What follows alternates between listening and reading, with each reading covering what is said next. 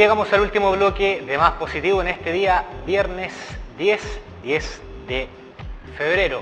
Tenemos ya a nuestro último invitado, ustedes ya lo conocen, cada vez está haciendo con más adeptos y también captando la atención de los televidentes. El abogado Pablo Contreras nos va a estar conversando, dando también algunas instrucciones, saliendo de dudas respecto de un tema que se tiene que hacer, este trámite cuando se pierde a un familiar, algún ser querido, que es la posesión efectiva, ¿no?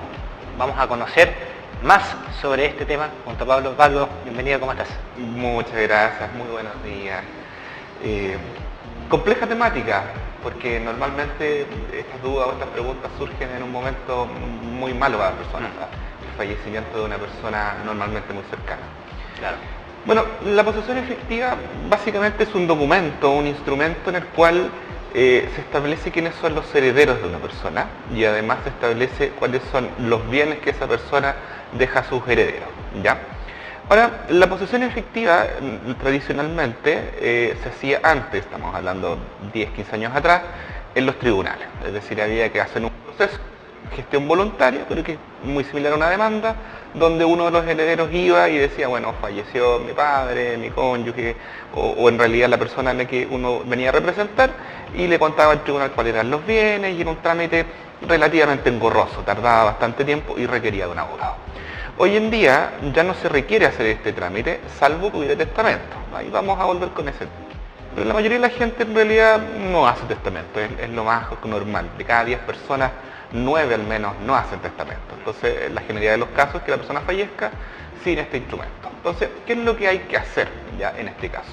Lo primero que tienen que saber ustedes es tener los datos de todas las personas, en el fondo, que son los herederos directos de esta persona. Ahora, la pregunta es, ¿y quiénes son los herederos directos? Claro. Hay una jerarquía también. Hay una jerarquía, justamente. Entonces, esta jerarquía parte siempre por los hijos. Los hijos son los herederos directos, en este caso, de sus padres.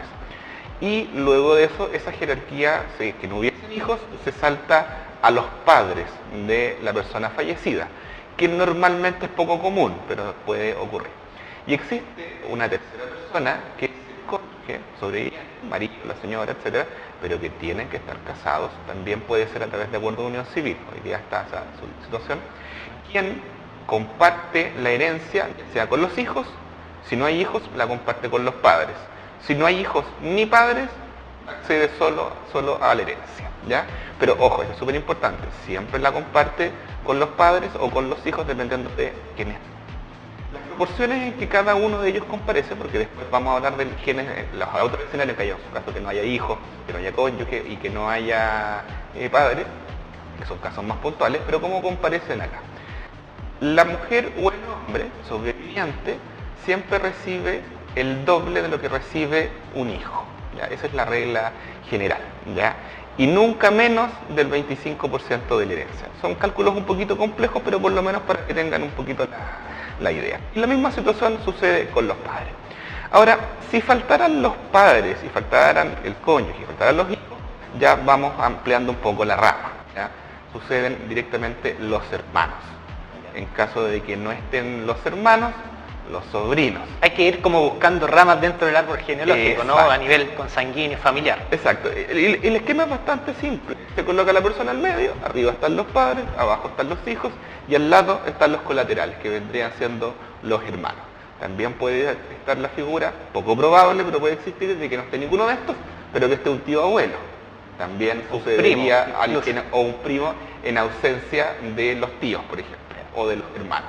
Pero esos son casos ya bastante poco probables, poco comunes, pero pueden ocurrir en realidad. Entonces, pero lo que siempre tienen que tener claro que sucede, los hijos hacia abajo, los padres hacia arriba y el cónyuge que se encuentra al lado. En ausencia de ellos, los hermanos, y en ausencia de ellos ya empezamos a ampliar la rama y habrá que ver caso a caso. Normalmente cuando la situación es compleja y faltan estas personas, yo siempre recomiendo asesorarse por un abogado, ¿ya? El trámite de la posesión efectiva se hace ante el registro civil. Hay dos maneras de hacerlo. Una puede ser a través de la página web del registro civil, con la clave única de la persona. Tiene que obviamente tener todos estos datos primero, tiene que tener el nombre de las personas que van a ser los herederos, supongamos que viven hijos, el nombre de todos los hijos, tienen que tener las direcciones de esas personas, pero aquí hay una cosa muy importante, porque normalmente la gente pregunta, entonces tengo que juntar, por ejemplo, a todos mis hermanos para hacer la posesión efectiva, y que normalmente eso es muy complejo, porque de repente hay un hermano que ya falleció, o que vive en otra parte, o que no se llevan bien, que eso también es una situación bastante común. No, basta con que un solo heredero haga la posesión efectiva.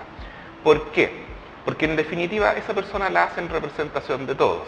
Y aquí hay un tema muy importante, porque mucha gente dice, ya, pero es que si lo hace una sola persona podría omitir algún hermano con el que a lo mejor se lleve mal. La verdad es que eso hoy por hoy es casi imposible que ocurra.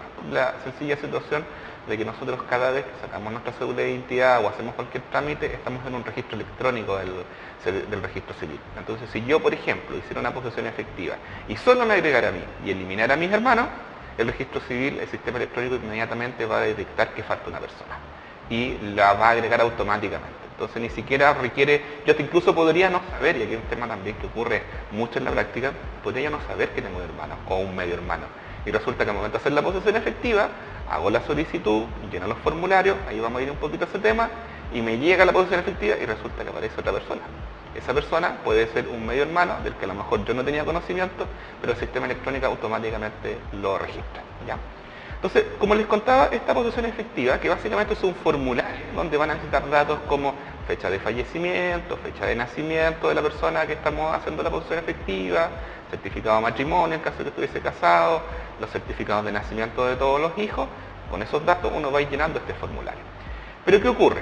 Cuando yo quiero agregar los bienes, supongamos que fallece mi papá y mi papá tiene una propiedad y yo quiero agregar esta propiedad en la posesión efectiva, porque eso es lo que yo tengo que hacer.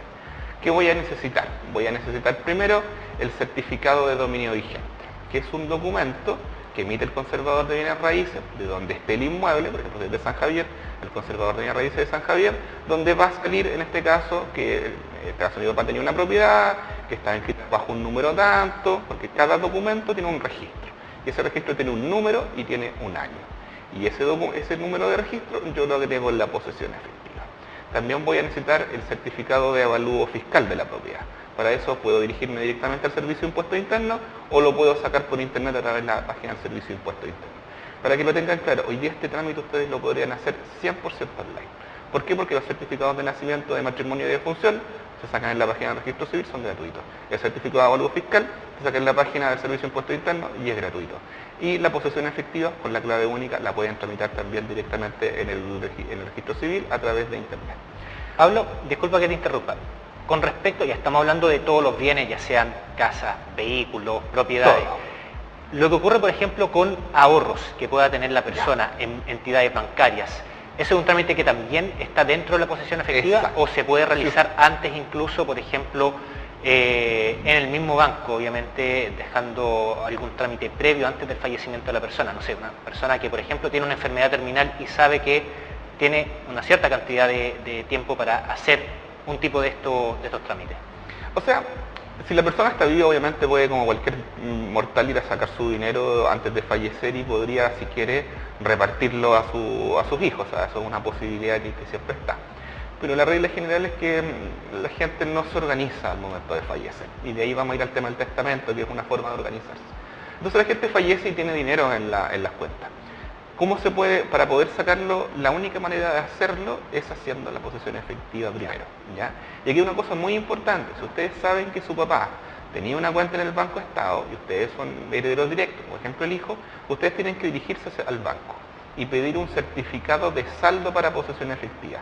Y les van a emitir un documento que dice el número de cuenta, van a cerrar además la cuenta porque están reportando que está fallecido y además les van a decir el saldo de la cuenta. Entonces, cuando ustedes hagan la posesión efectiva, hay un apartado que dice otros activos y ahí ustedes pueden agregar, en este caso, el número de cuenta, el saldo de la cuenta y tramitar la posesión efectiva. Cuando ustedes le aprueben la posesión efectiva, les van a emitir un documento que se llama certificado de posesión efectiva y ahí van a estar los bienes inmuebles que tiene la persona y las cuentas en caso que tuviera cuenta y otros bienes también que tengan algún registro. Y ustedes con ese documento, viene aquí la pregunta, ¿y cómo voy y cobro esto? Porque yo me voy a dirigir al banco y el banco me va a decir, sí está bien, pero no puede retirarlo porque tienen que ser todos los herederos. Entonces aquí el consejo que se les da en realidad a las familias siempre es lo siguiente. Si están todos de acuerdo, se hace un poder a uno de los hermanos o a la mamá o al papá sobreviviente, y esa persona, con la posesión efectiva, más este poder, va y puede retirar los dineros y después los repartirá. Eso es cuando las personas logran comunicarse, pero a veces no siempre se da esa situación. De ahí también vamos a hablar un poquito de eso. Estábamos hablando también de que las personas pueden, antes de su fallecimiento, organizarse con esto. ¿Cómo se puede organizar? A través de un testamento. El testamento es una escritura pública, ya normalmente así va a ser, en el cual yo manifiesto cómo quiero repartir mis bienes, ¿ya? Yo ahí puedo señalar quiénes son mis herederos, quiénes son mis bienes, y puedo dejar bienes específicos o parte de mis bienes específicos a una sola persona o a varios, ¿ya? Ahora, ¿cómo puede una persona disponer? ¿Puede libremente disponer de sus bienes? La verdad es que eso no es posible. En Chile existen ciertas limitantes que no existen en otros países. Yo creo que más de alguno, quizá por la televisión, ha visto en alguna película, no sé, norteamericana, en que la persona va y le deja todas las cosas a una persona cualquiera, incluso a alguna organización de beneficencia. En Chile eso no es posible. En Chile existe una regla de cómo se tienen que repartir los bienes. Lo que la ley dice es que si yo tengo legitimarios, ¿y quiénes van a ser legitimarios? Mis hijos, en principio, yo no puedo dejar más del 50% de mis bienes a otras personas. Es decir, ahí está el libre. O sea, primero, lo que tengo que respetar es que la mitad de mis bienes tienen que repartirse sí o sí entre mis hijos, en este caso los legitimarios, y mi cónyuge. Respecto del otro 50%, la ley lo divide en 2/4, que sería un 25%, y la ley le denomina la cuarta. Y la cuarta se divide entre la cuarta de mejoras y la cuarta de libre disposición. La cuarta de mejoras lo que hace es que yo, alguno de estos legitimarios, de mis hijos, les pueda dejar un 25% más de mis bienes.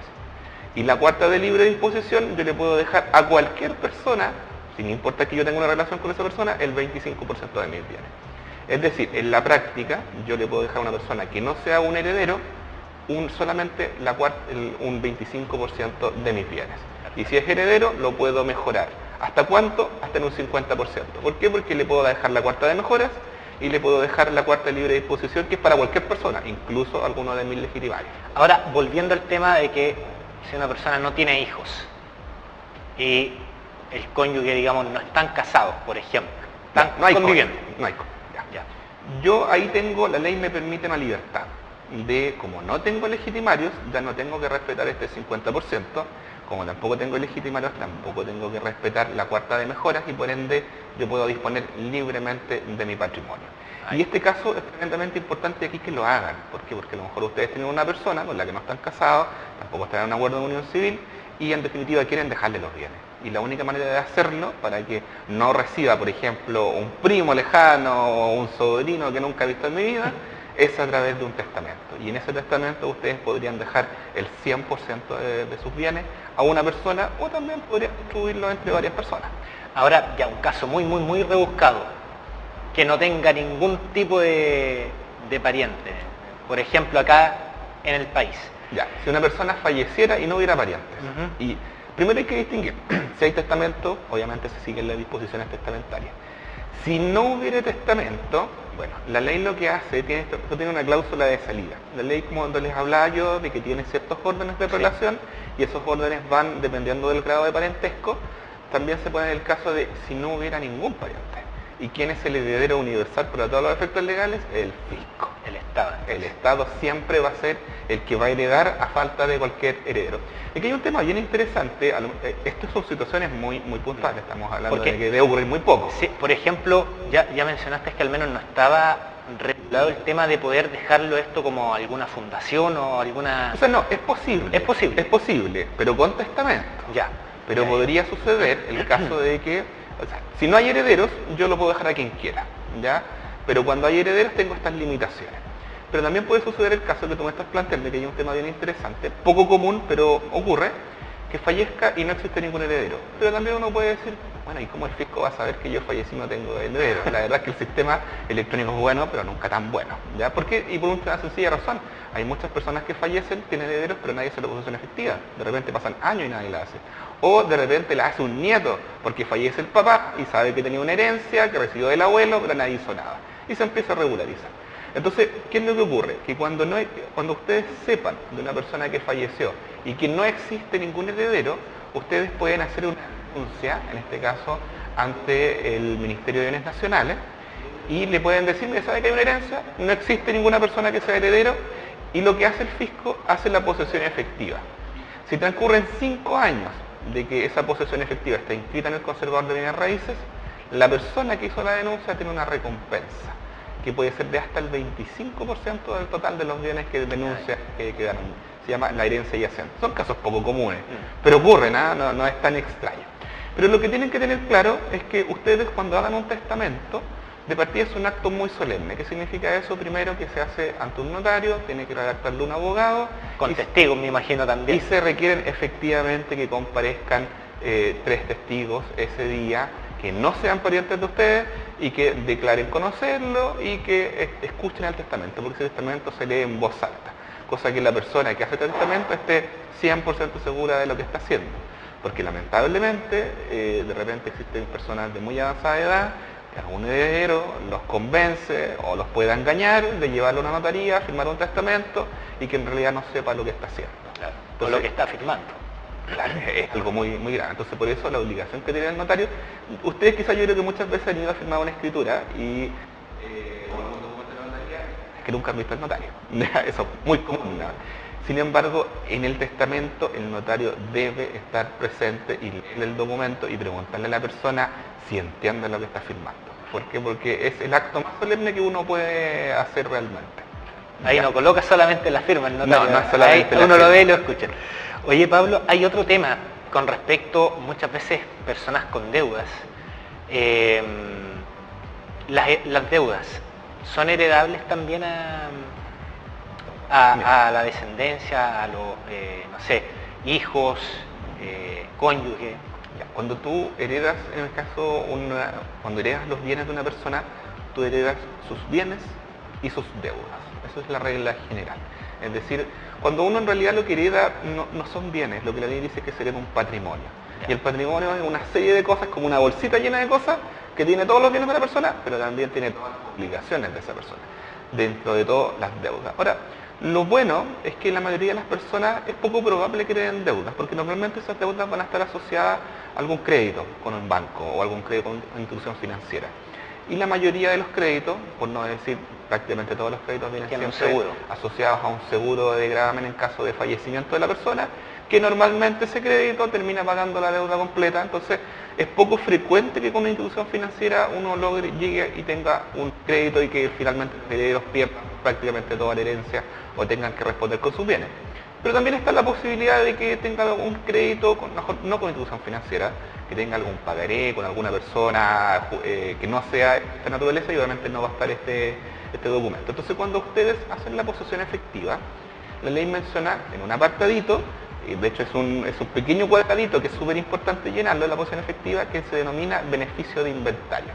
¿Qué es el beneficio de inventario? Que yo adquiero todos los bienes de esa persona y también todas las deudas, pero siempre limitado a lo que yo adquiero. Un ejemplo, supongamos que hubieran deudas por 100 millones y yo adquiero 80 millones y yo fuera el único heredero, para hacerlo esto más simple, te quedaría debiendo 20.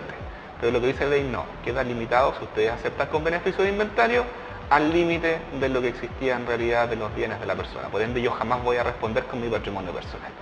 Si no se acepta con beneficio de inventario, que como les digo es básicamente llenar un recuadro de ese formulario, yo respondería con mi bienes. Entonces es un tema con el que hay que tener bastante cuidado si es que ustedes piensan que de la persona que están heredando podría tener una deuda, que es algo que es poco frecuente, pero puede ocurrir. Perfecto.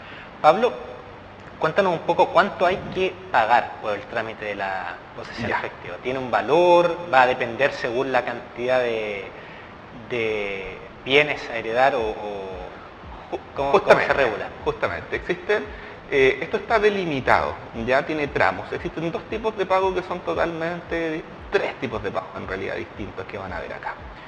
Primero, cuando ustedes hacen la posesión efectiva, dependiendo de la cantidad de bienes que hayan y de la valorización de esos bienes, le van a tener que pagar al registro civil, ¿ya?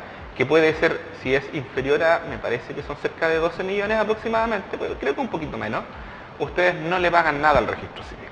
Si es sobre ese monto, ustedes le van a tener que pagar 1,5 UTM al registro civil. Es poco más de de 100.000 pesos, me parece, el monto actual. Ya, eso es un derecho que cobra el registro civil, que puede llegar hasta las 3 UTM, luego creo que sobre los 20 y tantos millones. Pero ese en realidad no es el gran pago que hay que hacer, ¿ya?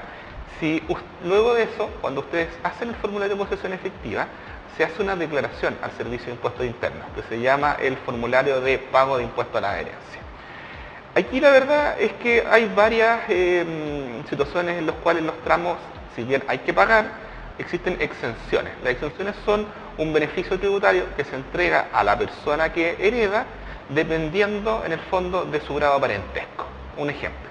Supongamos que yo heredo, porque todo esto se calcula siempre en UTM, yo heredo 100 millones de pesos, ya que hoy día deben ser poco más de 1.500 UTM, un poco menos en realidad de 1.500 UTM. Pongámosle que fueran 1.300 UTM.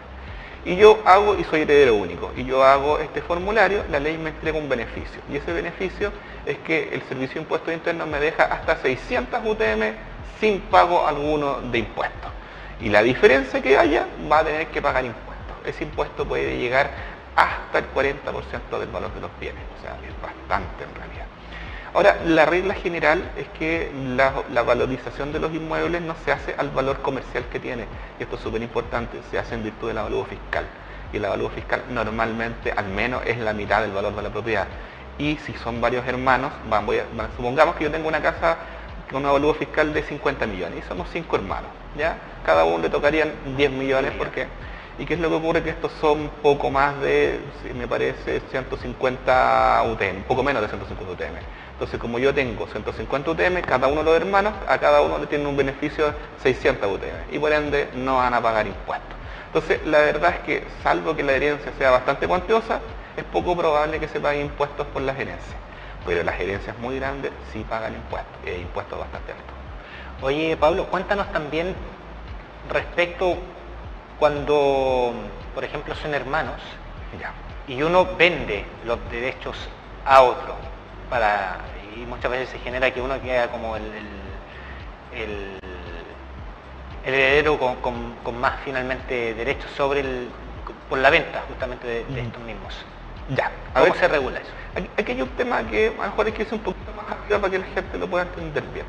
Cuando yo adquiero una propiedad a través de una herencia, todos somos dueños de una parte, de una cuota, pero no somos dueños de un bien en particular, porque incluso aquí podría haber que hayan 5 hermanos y hayan 5 propiedades, pero con la posesión efectiva no es que cada hermano se haga dueño de una propiedad, sino que cada uno es dueño de un quinto de una parte de la propiedad, que no está radicado en ninguna parte. O sea, no es que yo sea dueño de la cocina, el otro dueño de la pieza y el otro dueño del baño, no, es un quinto de algo teórico, ¿no? Ya por ende de nada en específico, pero sí tengo un quinto.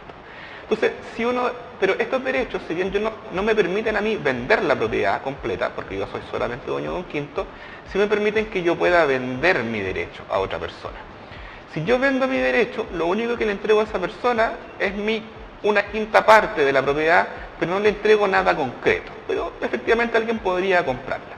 Pero también puedo ocurrir, con lo que tú me estabas contando, que algunos hermanos digan, bueno, yo la verdad es que me quiero hacer dueño de la casa, y le voy comprando a los distintos hermanos, y le compro, por ejemplo, a 3 hermanos. Entonces, más mi derecho tengo 4, pero resulta que hay un hermano que me llegó pésimo y me dice, no te lo vendo por ningún motivo del mundo. Y resulta que me encuentro con 4 quintas partes y todavía soy dueño de la casa, y mientras yo no sea dueño del 100%, es lo mismo que fue de dueño, ¿ya? Entonces, ¿cuál es la opción que tiene el hermano? En realidad es la opción que tiene cualquier persona que está en una situación de indivisión. Somos varios los dueños. Yo le puedo llegar a un acuerdo con él y dividirlo y pagarle su cuota. Si no es el acuerdo que se puede hacer, lo que se hace es que se puede llevar esto a un juicio.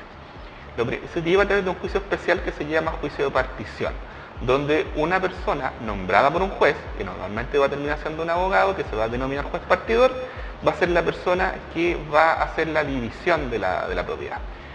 Esto va a depender. Si se trata, por ejemplo, de una propiedad, un ejemplo de 3 hectáreas, probablemente va a dar para que en virtud de los porcentajes se pueda lotear la propiedad y a cada uno le tocarle la porción que le corresponda.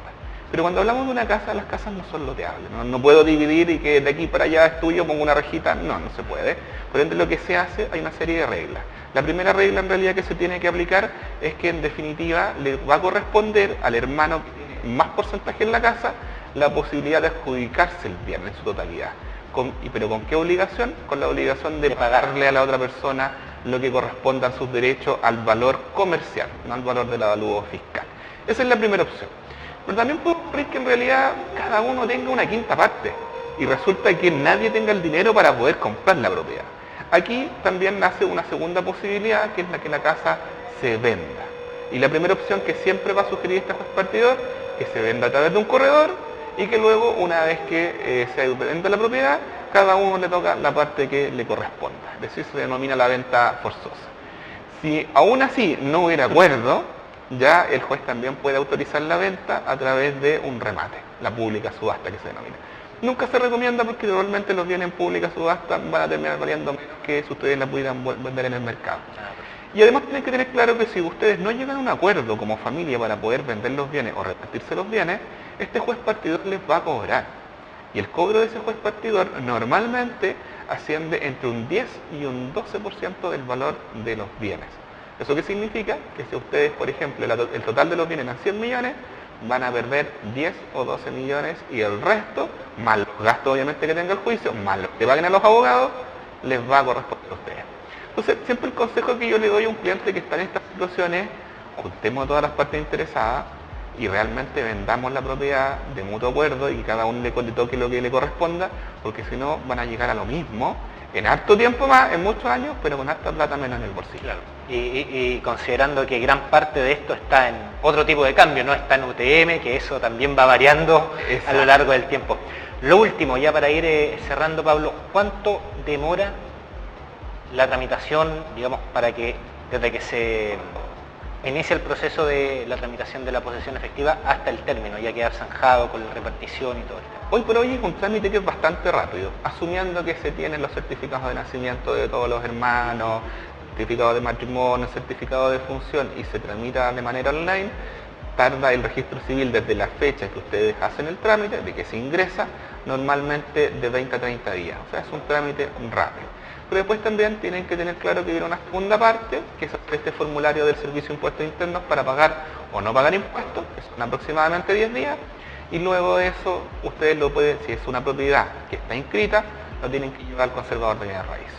Ahí el conservador tarda 30 días, 40 días aproximadamente en inscribirlo y ahí ustedes ya van a ser herederos inscritos de los bienes.